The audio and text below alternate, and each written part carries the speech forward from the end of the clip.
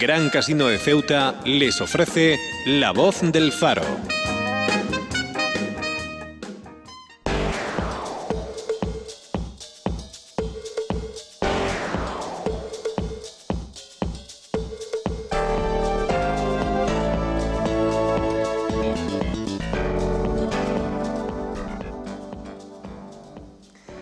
De vuelta aquí a las 12:16 de este lunes 7 de diciembre, día festivo aquí en Ceuta, puente para muchas de aquellos que han podido disfrutarlas, pero nosotros aquí a intentar pasar este rato con ustedes que nos están escuchando, que nos están viendo a través de Faro Televisión o de COPE Ceuta 898 de su FM. Muchísimas gracias por estar allí con nosotros y muchísimas gracias a ti. Buenos días, Jesús Carretero. Hola, ¿qué hay? Buenos días. Hola, ¿qué tal? Tú también te hemos metido en el plantel de los que estamos trabajando hoy, ¿no?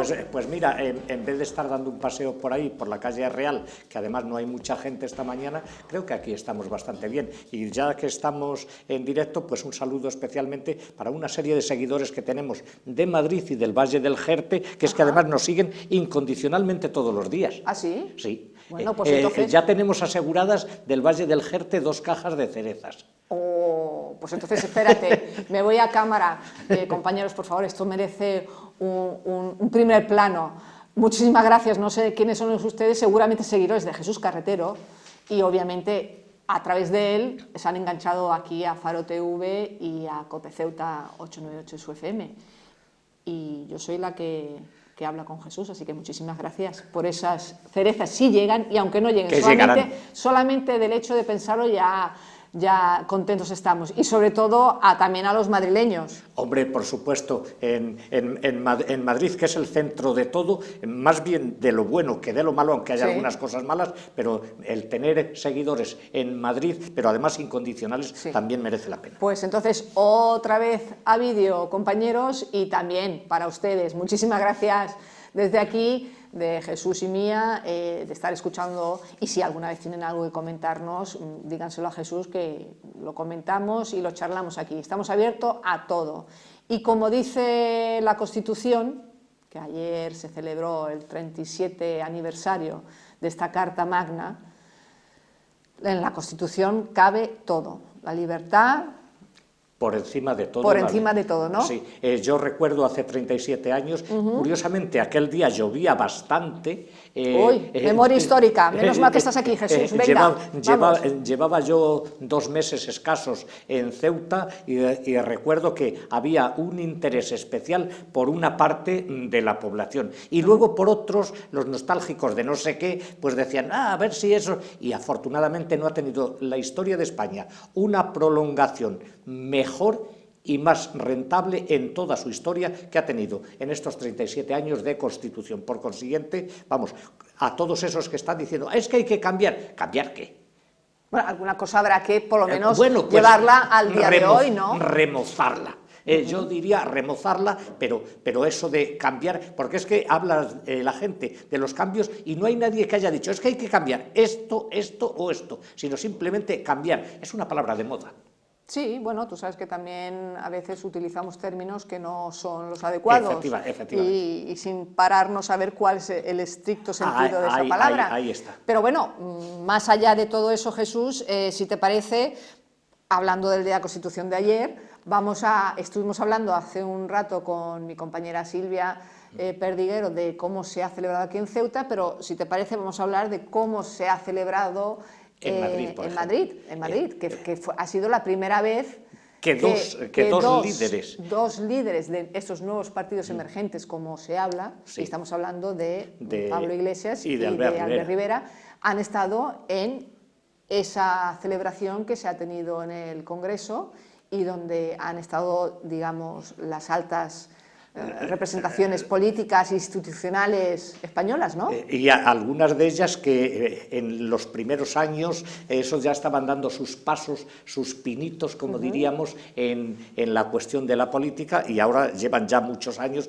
metidos ahí. Me parece interesante eso de que haya estos dos nuevos líderes, por llamarlos de alguna forma, Iglesias y Albert Rivera, hayan estado, y que por primera vez, y sobre todo en vísperas de unas elecciones generales, porque así se van haciendo un poco a la idea de lo que es aquello, que aquello no es las algaradas callejeras ni las asambleas en la Puerta del Sol, aquello es tiene otro talante y tiene otras consecuencias hacer lo que se haga precisamente allí. Me parece muy interesante. ¿Te parece interesante? ¿Y te parece también interesante el hecho que yo creo que va a ser, si no la única vez, desde luego van a pasar muchos años hasta que vuelva a coincidir una fecha como es la de la Constitución con una campaña electoral abierta, recién abierta, y unas elecciones? O sea, que es un binomio un poco explosivo, ¿no? Sí, es que es la vez primera porque como efectivamente las elecciones son cada 4 años, pero hay la posibilidad de acortarlas o alargarlas un poco. En esta ocasión se han alargado un mes exactamente, no ha sido a los 48 meses, sino a los 49, pero en las anteriores siempre se había recortado un poco y bueno, pues ha coincidido. Pero ya que hablábamos de esos, de los cambios de la Constitución, tú date cuenta que a lo largo de estos últimos días ha habido multitud de encuestas. Si va a ganar qué tantos porcientos hay. Y luego una serie de apreciaciones de los encuestados. Pues bien, no hay, en todas las encuestas aparece que se desea que se reduzca el paro, que haya una solución a la corrupción, que haya mantenimiento de las pensiones, que haya una enseñanza de calidad, pero de verdad, y que haya una sanidad a tono para todos. No hay en ninguna encuesta en que aparezca eso. Dice, bueno, y además que se cambie la Constitución.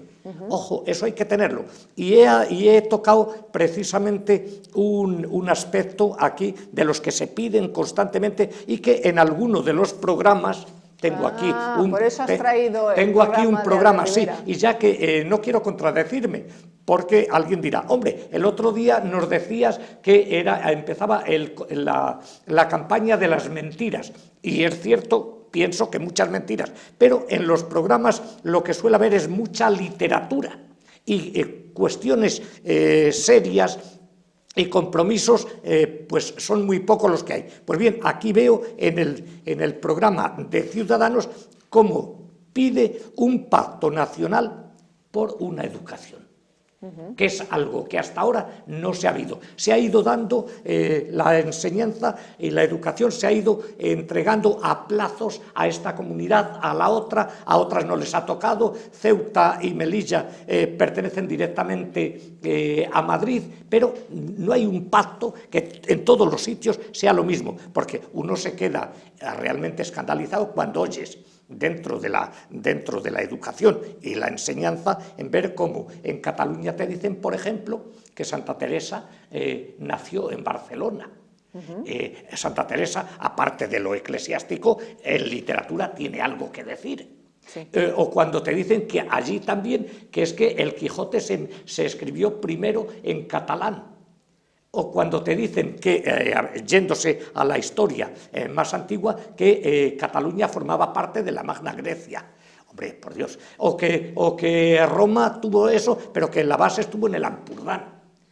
En fin, es que claro, con todas esas cosas que se dan en la educación, y yo llamo educación a la enseñanza, pues claro, no faltaría más que aquí en Ceuta dijeran, bueno, pues qué sé yo, que el Quijote se escribió en Jadú. O en mi pueblo dijeran, pues qué sé yo, que la guerra de las Galias la escribió allí el tío Venancio de mi pueblo. Pero Jesús, no entiendo si te está saliendo tu vena reivindicativa como maestro, como profesor que has sido, o en contra de la política que obviamente en educación deja mucho que desear. No, pues estoy reivindicativo porque 46 años en las aulas. Creo que algún pozo debe dejar y sobre todo lo que no me apetece es que los alumnos de Palencia, de Jerez de los Caballeros o de Ceuta, que es donde he impartido clases, pues tengan que ir a remolque o por delante de los de Olot, por ejemplo, o de de Barcelona. Ya. Entonces a mí lo que me interesa y lo que creo que a todos los enseñantes les debe interesar es que haya precisamente un pacto y que la educación en España sea la educación para todos siguiendo la misma línea, no siguiendo, depende de lo que le guste al jefe de la comunidad, que generalmente no es el más intelectual ni mucho menos de cualquiera de las regiones, y que diga, no, es que a mí me interesa decir que, pues eso, que el Quijote no transcurre, las aventuras esas no se dan por La Mancha, sino, bueno, pues se dan en las inmediaciones de Andorra. Bueno, pues reconduzcamos un poco el discurso hacia la Constitución y hacia estos actos que se dieron en Madrid, y donde se apunta, obviamente, y que ya no es un secreto a voces, que todos los partidos piden un cambio de la Constitución y es Rajoy el único que se mantiene en sus 13, en que no habla nada de esos cambios o de este posible diálogo, ¿no? Sí, es que abrir el melón, precisamente, además de un buen cuchillo, puede implicar otras muchas cosas que, ya digo, desde dentro del Congreso se ve de una manera, en las asambleas callejeras se ve de otra. Entonces creo que por lo menos mantenimiento, que hay que retocar, pues para eso un consenso entre los distintos grupos, y esto hay que tocarlo, se toca, y que se llegue a un acuerdo como se llegó para la Constitución. Claro, tú no habías nacido. ¿Cómo que no había nacido? No, ya tenía unos cuantos años. Tú eres Hace muy 37 años tenía unos cuantos años ya. Bueno, quizás Albert Rivera y Pablo Iglesias eran chiquilines, pero tú eras jovencita entonces, pero fíjate que en aquellos momentos Suárez, que era el presidente del gobierno y que no debió ser el que más interviniera en la cuestión de la composición de la Constitución, porque él no era un experto constitucionalista, ni mucho menos. Tienes, pues, qué sé yo, en catalanes. Sí. Hubo varios, y además muy buenos. Desde el Partido Comunista, con el propio Santiago Carrillo, desde el PSOE y otro partido socialista como el de Enrique Tierno Galván, y todos fueron capaces de llegar a un acuerdo, cediendo unos, cediendo los otros. Claro. Bueno, pues si es algo que se ha llegado cediendo y no imponiendo nadie nada, porque era el momento oportuno y porque se necesitaba, no vamos ahora a romper precisamente todo lo que costó muchas horas y sobre todo unas buenas relaciones y un buen entendimiento para no saber a dónde se va. Lo malo de empezar un camino es si no sabes a dónde vas, te puedes perder. Si sabes directamente a dónde vas, puedes llegar. Y aquí me da la impresión de que es una palabra clave en estos momentos, que suena muy bonita y eso, pero que nadie ha dicho para quitar esto y esto. No, sino, bueno, a ver la aventura del día. Bueno, imagino que también esperarán un poco a ver, después del 20 de diciembre, cuál es la composición del Congreso también para hacer más fuerza o no en cuanto a este debate y a este querer cambiar la Constitución. O sea que tampoco estamos hablando teóricamente, porque luego, a ver, una vez que sepa quién tiene la legitimidad para gobernar y quién es el que va a estar ahí partiendo la tarta, por llamarlo de alguna manera, así se compondrá o no se compondrá el debate sobre Constitución sí, Constitución no, reforma sí, reforma no, ¿no? Sí, pero entonces entramos en otra cuestión. Si va a depender del talante que tenga el que esté gobernando, para una cosa o para la otra, y no la coordinación entre todos, entonces buena burra hemos comprado.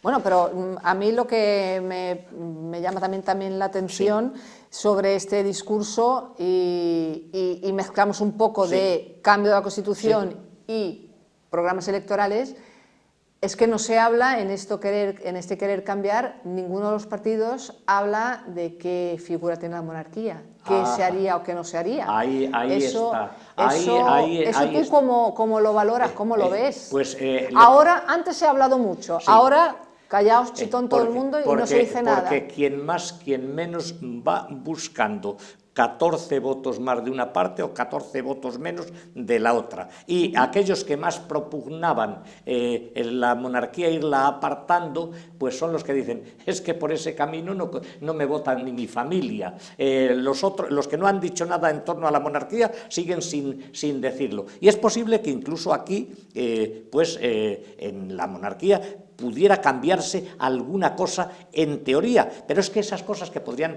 cambiarse, pues por ejemplo, la propia monarquía, al haber elegido a la hija mayor de Felipe VI como princesa de Asturias, pues ya está dando por sentado de que no tiene que ser el varón el que herede el trono, sino que la mayor, por ejemplo, que podría ser uno de los debates que podrían en el cambio de la Constitución, por ejemplo. Y esto, fíjate, sin alboroto de ningún tipo y sin haber discusiones ni nada, bueno, pues se ha hecho y está ahí. Es adecuarse un poco a los tiempos modernos. Efectivamente, es adecuarse y además me parece correctísimo y sin más.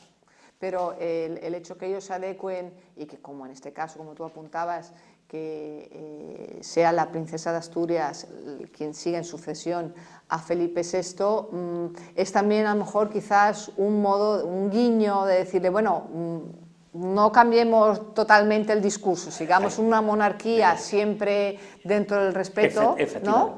Y que no cambiar directamente a lo mejor a un país republicano sin más, como demandan ya muchas personas. Algunos grupos, y ahí ya sería el siguiente giro de tuerca. Dice, bien, pasar de una monarquía a una república, lo primero naturalmente tendría que ser un acuerdo y el establecimiento de una nueva constitución, y a ese acuerdo te puedo asegurar que costaría muchos años y además más de un sufrimiento.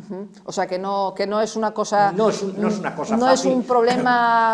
No un problema, sino no es un asunto... Y además es que nadie lo está... Es otra cosa que nadie lo está pidiendo tampoco. Hombre, lo puede pedir. En este barrio 18 personas, en el otro 32. Pero no es un problema que esté preocupando en estos momentos a la sociedad española. Ni cambio ni cambio o corrección de la Constitución, ni el paso de la monarquía a la república. Y ojo, por supuesto que habrá muchas personas que sean republicanas, pero en estos momentos se va por otros derroteros, y se va por los derroteros de el poder vivir un poco mejor, el poder tener un largo fin de semana o un puente, o el tener solucionado el problema de la medicina, el problema de la educación.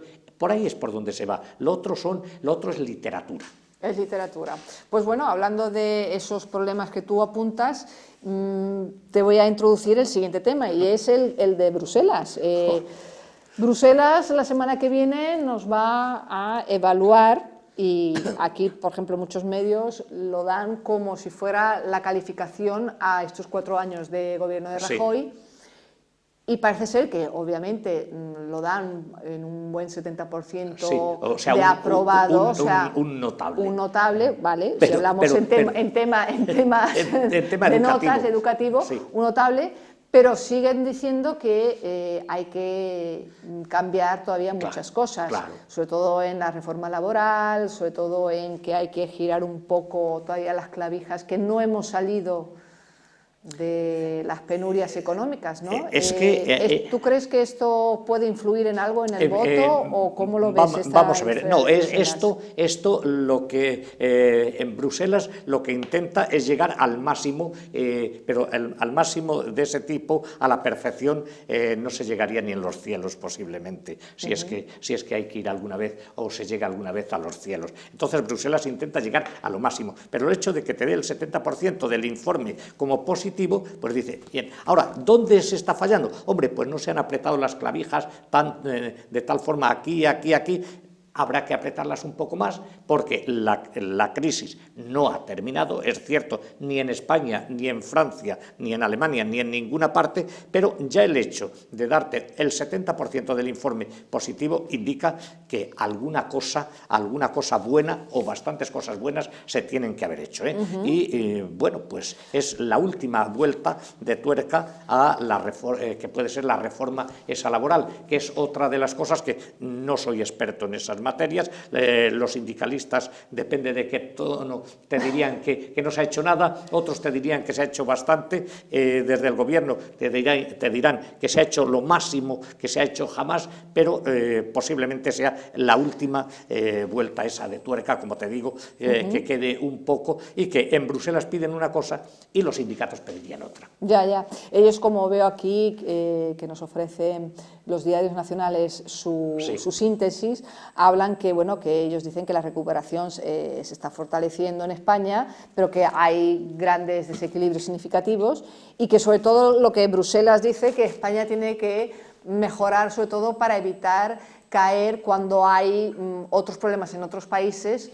Ellos llaman shocks externos, que no caigan también, que no se vean arrastrados por este tipo de problemática en otros países, ¿no? Es que ahora ya no dependemos de una comarca, de una provincia, de una región o de todo el país. Dependemos, si estamos en la Unión Europea, estamos con todas las consecuencias, para lo bueno y también para lo malo. Cuando hay que echar mano de algo que viene desfavorable a alguno de los demás países, pues hay que meter el hombro, lo tenemos que meter todos. Y precisamente eso es lo que mira por encima de todo Bruselas, que esté fuerte para que en caso de necesidad no pasar todos a la ruina.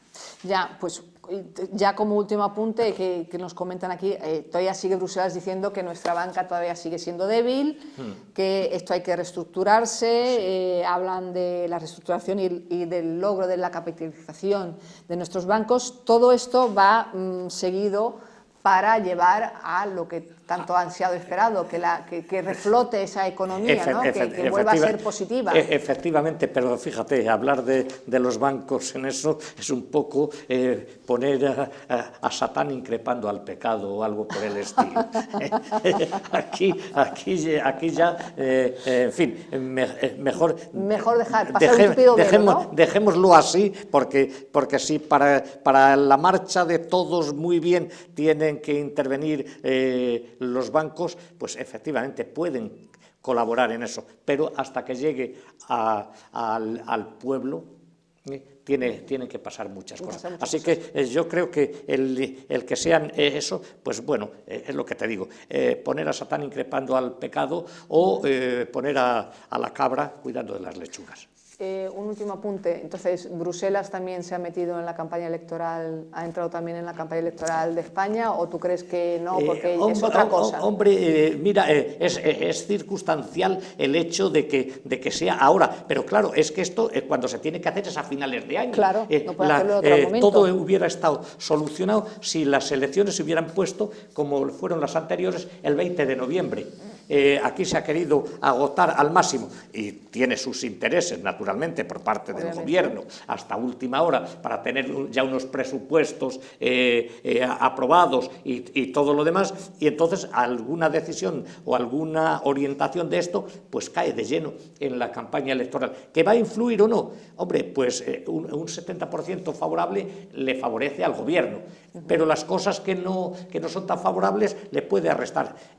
Particularmente creo que, tal como han ido las situaciones, esta intervención de Bruselas le puede favorecer algo. Bueno, y que después cada uno lo utilizará en el modo que quiere, ¿no? Esa es la cuestión. Y cada uno lo entenderá a su modo. Sí, la literatura luego cada uno la va a interpretar como mejor quiera. Como los catalanes con mi Santa Teresa, porque ten en cuenta que soy de Ávila. Y eso te ha llegado al alma. Me ha llegado al alma. Bueno, pues vamos, ya que estábamos hablando de Bruselas, hemos abierto el panorama internacional. Si te parece, vámonos o regresemos a donde dejamos el viernes el punto de qué pasaría en Venezuela durante las votaciones. Bueno, pues ya ha pasado. Oye, ya podemos decir que contento. los venezolanos parece ser que están empezando ya a Hombre, dar signos de hartazgo, y de hecho han dado espaldarazo al chavismo en estas elecciones del domingo pasado. Es que fíjate que es un 60 y tantos %. Vamos a ver cuando los últimos votos, los últimos recuentos, pero en torno al 60%, que será bastante más, han dicho que el chavismo, 17 años han sido muchos años, y bueno, pues tras esos 17 años de chavismo, la población se va para otra parte. O por lo menos quiere ir hacia otra parte, y es lo que hemos dicho muchas veces. Vamos a ver, si tú cuando terminemos aquí el programa, tienes que ir a la compra y vas a cualquiera de los supermercados muy buenos que hay en Ceuta, como hay en todas las ciudades españolas, y tienes las estanterías llenas, puedes elegir esto, puedes elegir lo otro, pero si por el contrario hoy toca vender lechugas, pues a mí no me apetece una ensalada de lechuga hoy, pero si no hay otra cosa y mañana toca pasta y pasado toca no sé qué, pues claro, y eso, quieras o no, es lo que es lo que ha hecho que un país rico, o que debiera ser tremendamente rico y mal administrado, pues lleve a donde ha llevado. Eso unido a la falta de libertad en muchos sentidos, y si no, ahí están esos detenidos por ser oposición, pues fíjate. Ya, pero lo que llama la atención es sobre todo que, bueno, a pesar de las amenazas que han tenido desde la época de Chávez, vale, pero desde que entró Maduro a relevar al comandante, ha ido increciendo esas amenazas, ese atemoramiento, ese intentar arrinconar a la oposición para ser el único en el país de Venezuela a dictar leyes y sentencias. Pero digo que llama la atención que después de estos años, y aun a pesar de todo lo que está sufriendo la oposición en ese país, están consiguiendo poquito a poquito, batalla a batalla, luchar para hacerse ver, y que ahora lleguen a tener el control de la Asamblea Nacional, el 99 pues diputados, 99 diputados por 46. Por ellos, ¿no? O sea que eso es importante. No, es un auténtico varapalo a la figura y sobre todo a la gestión de Maduro, porque yo no creo tanto en las figuras. En algún momento, bueno, puede ser el estandarte que se pone ahí,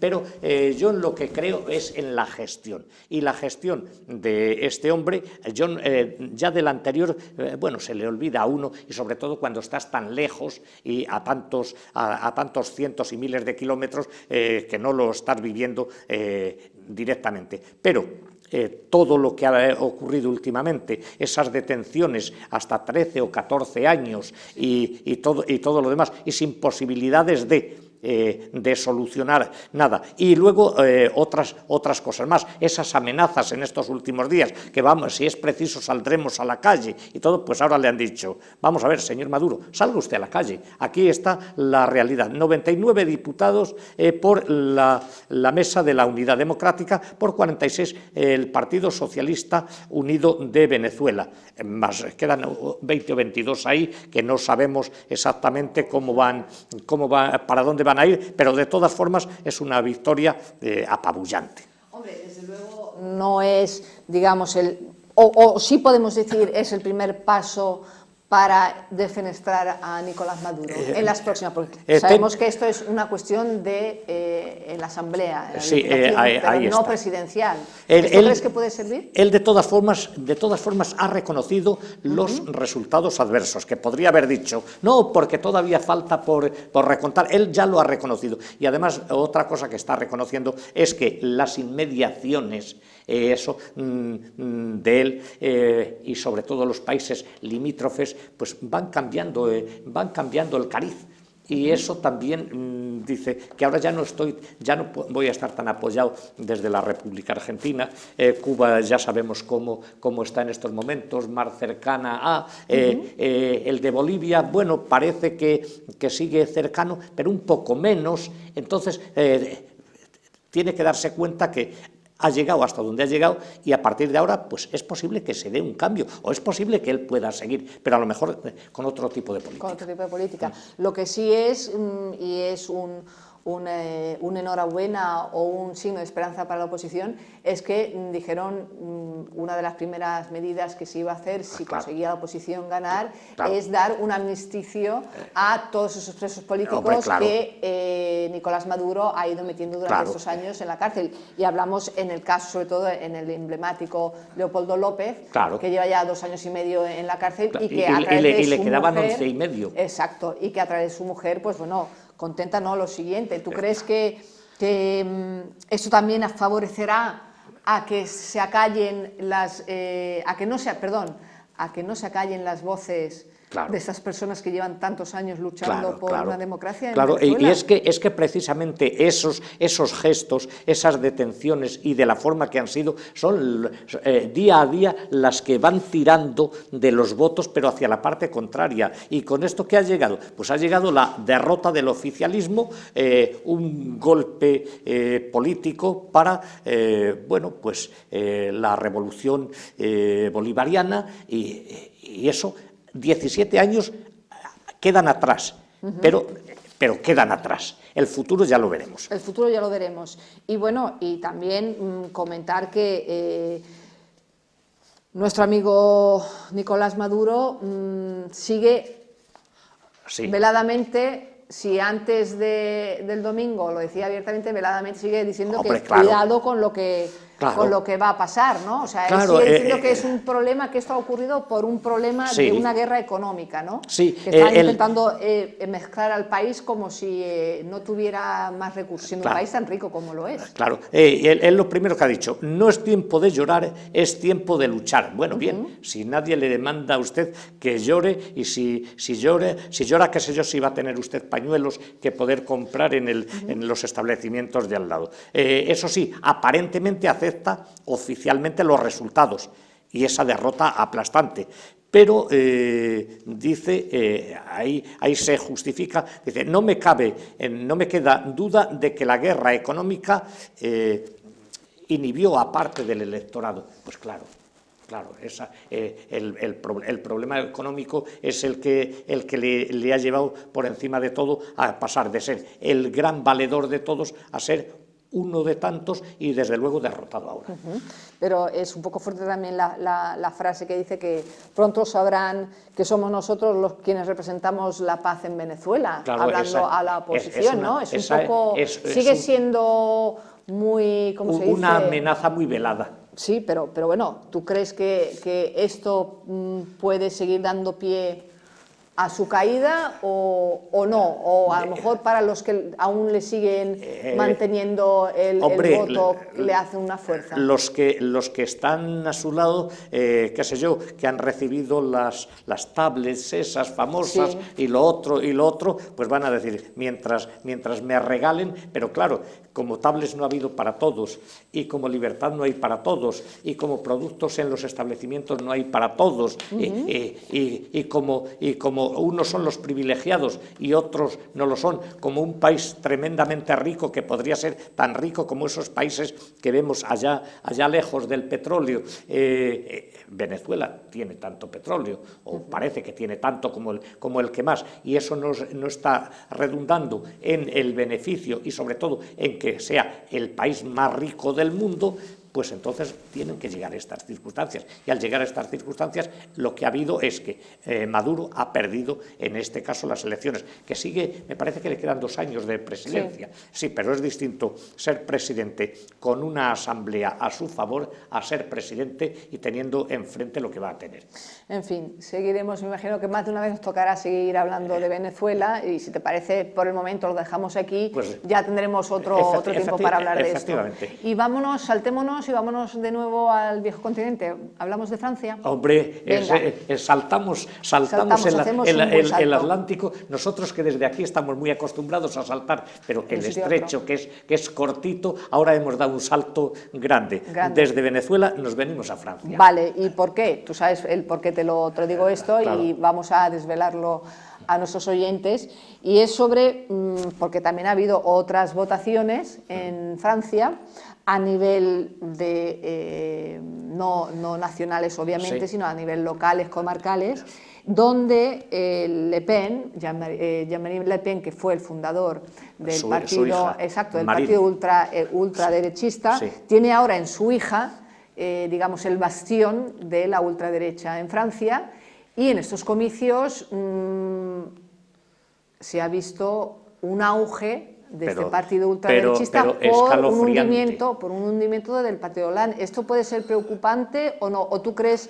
Bueno, tú crees no, seguramente habrá tenido que ver mucho lo que han sufrido los franceses en las últimas semanas. Eso, ¿Tú te crees que esto es un detonante para seguir ampliando y haciendo un devario entre los que están a favor de un tipo de vida y a los que están a favor de otro? En España, dejémoslo de momento y no hablemos de eso. En Francia, naturalmente, ese ha sido el detonante para decir Francia abierta a todo el mundo, cuando los franceses lo que quieren es ellos los primeros, siempre los primeros y lo primero para los franceses. Y después de lo que ha habido, pues efectivamente se afianza la ultraderecha como el principal partido de Francia en estos momentos. En las regionales. En estas regionales, sí. Pero, ojo, que son las primeras elecciones desde los atentados de París. Si en vez de ser unas elecciones de este tipo hubieran sido nacionales, cuidado hasta dónde hubiéramos podido llegar, porque repito que los franceses, todas esas carantoñas, a todo el que venga lo vamos a recibir, no lo han hecho nunca de buen grado. Si han tenido que recibir, han recibido, pero no cabe duda de que los franceses miran en primer lugar para los franceses, en segundo lugar para aquellos que viven en Francia y que son de Francia, y luego ya lo demás, bueno, pues si llega alguien, a ver de qué tipo es. Sí, pero llama la atención que Marine Le Pen, sin terminar de radicalizar tanto su discurso como sí lo hacía su padre, pueda cobrar un resultado significativo debido a lo que ha pasado en sus últimos 3 meses, porque bien nos comentan los compañeros de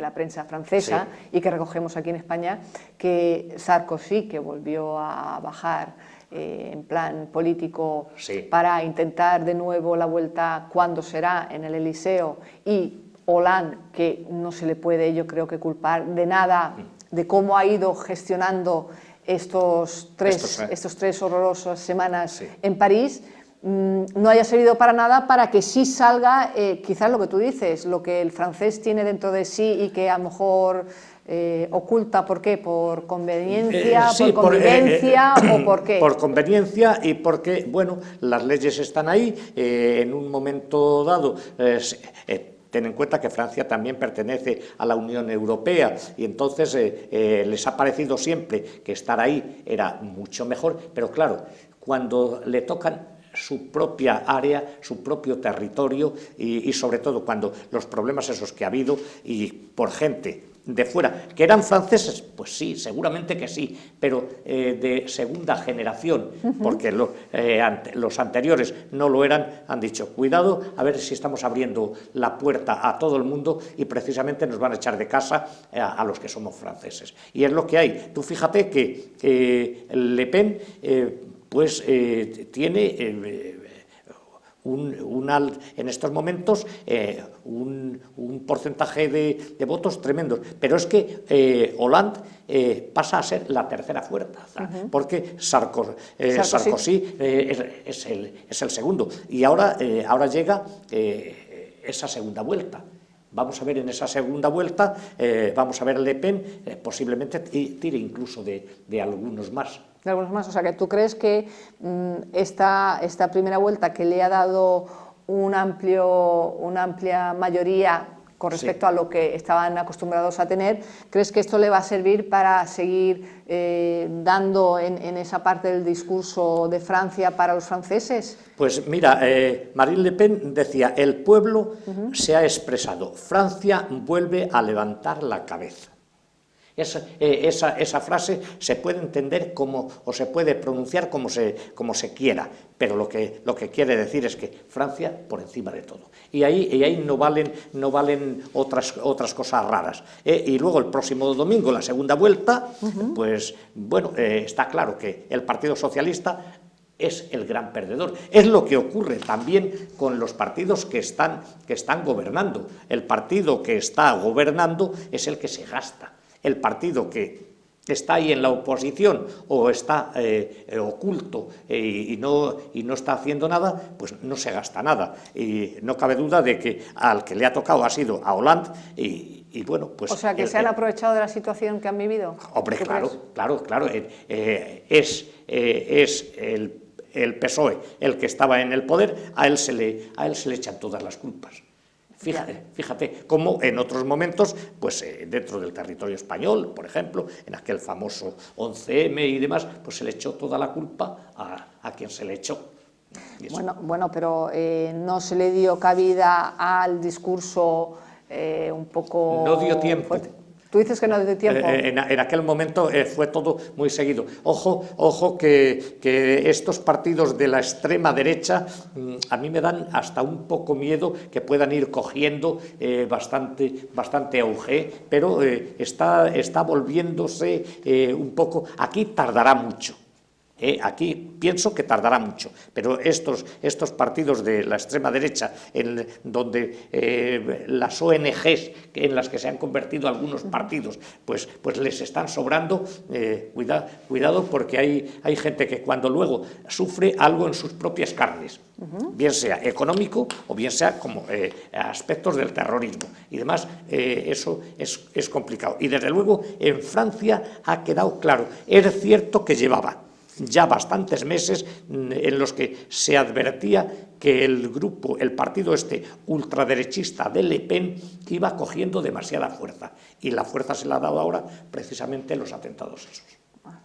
Bueno, pues... Es lo que hemos tenido, fíjate, en 3 semanas cómo se ha dado la vuelta totalmente. Si las elecciones estas son, pues qué sé yo, el Día de los Santos, por ejemplo, estoy seguro de que Le Pen hubiera tenido un buen resultado, pero desde luego de arrollar como ha arrollado ahora, ni de lejos. ¿Tú crees que no? No, seguro, pero se ha aprovechado de la situación y se ha aprovechado de que el carácter de los franceses, lo tengo que repetir, es muy amables, muy simpáticos, muy cariñosos, pero que no se les toque lo suyo.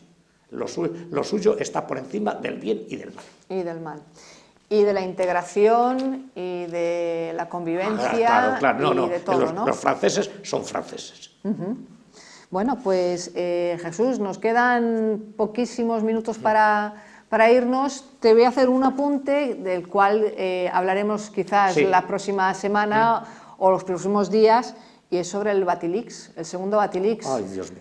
El segundo Batilix, te dejo ahí, escándalo financiero o sexual en el Vaticano. Es que además ahora ya vamos metiendo un capítulo más. Un capítulo más, ¿no? Ya no lo teológico, luego ya lo económico, y ahora entrar, como un novelón rosa, pero por entregas. Por entregas. Pues lo dejamos ahí para que la gente se quede con qué habremos querido decir con eso. Pues eso. Pero vamos, y ya lo hablamos otro día. Por supuesto. ¿Vale?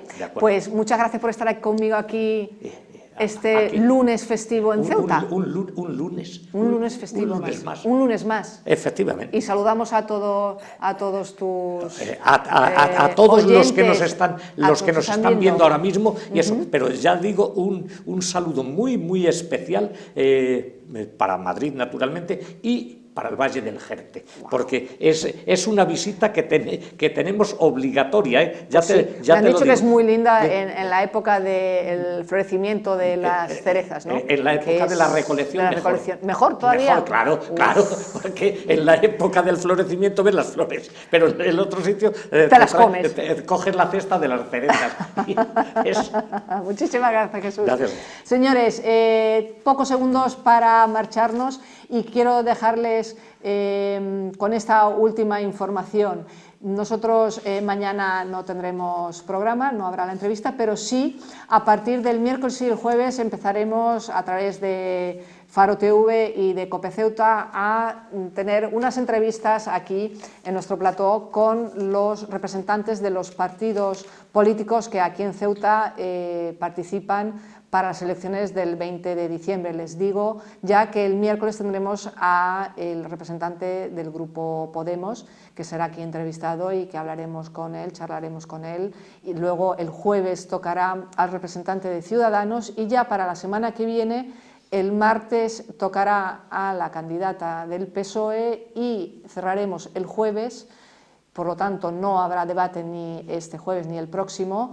Cerraremos con el candidato del PP para las próximas elecciones generales. Yo les agradezco que hayan estado un día más aquí con nosotros. Ahora, como saben y siempre les repito, noticias nacionales y luego no se vayan. Tenemos el gallinero con Montserrat Taboadas y sus gallinas. Muchísimas gracias por estar ahí y que pasen un feliz día y sobre todo mañana feliz día de Inmaculada y felicidades a todas las Inmaculadas y a las Conchas. Adiós.